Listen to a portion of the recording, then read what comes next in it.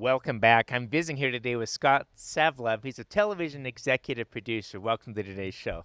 Good to see you, Alan.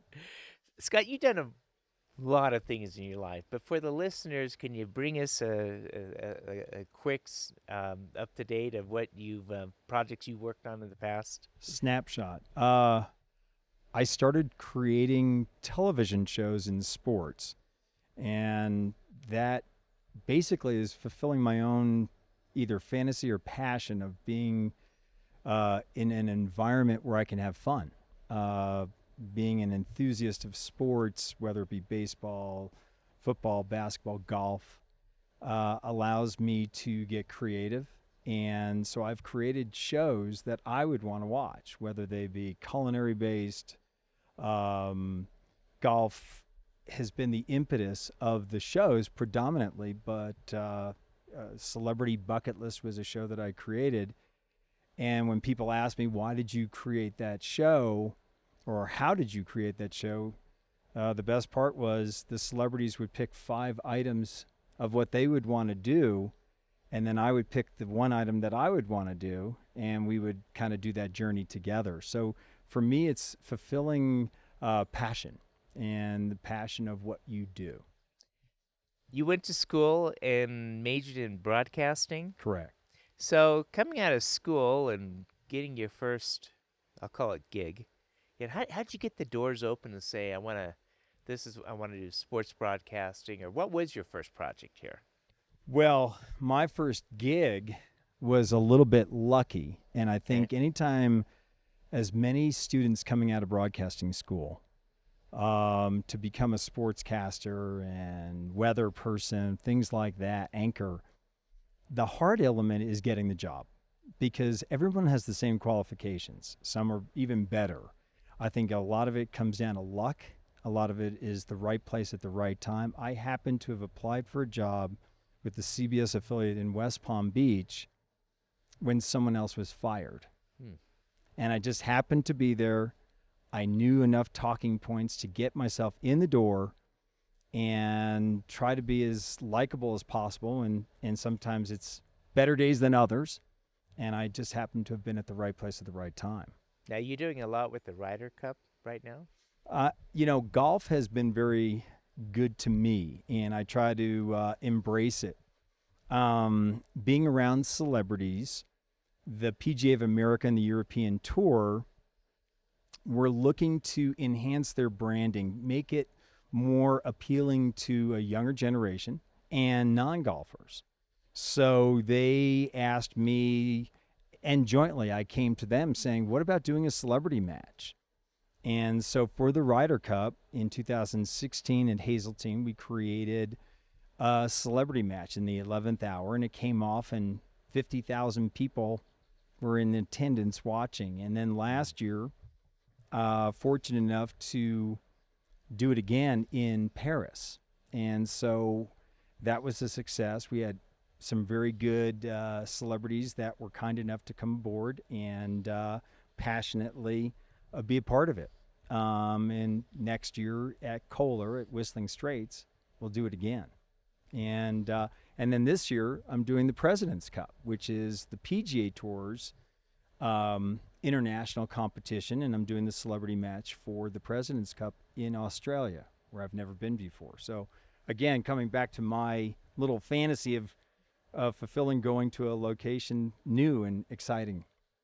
Yeah, we hear about the putting on the golf events, but it really takes a lot of planning, doesn't it? It does. And how much is your typical lead time to get a production together? Well, if you're doing the production yourself, generally the idea of it takes 9 months. You can execute and come up with a show in a matter of months, 2 months, 3 months. But the financial components have to be, all the boxes have to be checked. The celebrities have to fit the criteria of all your sponsors, because demographically you want to make sure that everyone feels comfortable with the people that you have, and those people have to reflect well and speak well for those brands attached to an event. So there's a little planning. It's not just luck. Mm-hmm. And then you have to have a little luck. Somebody's got to be available for you that gives it the wow factor. And so I've been kind of fortunate in getting some people that create those wow factors. Do you find that do you often joint venture with other people or Yeah. I mean, by joint venture partnering enhances your ability to find partners who have a vision. And for me, I love hearing what other people want to do, and it kind of snowballs the creative part of my brain, and it kicks into gear. And so I love partnering with people.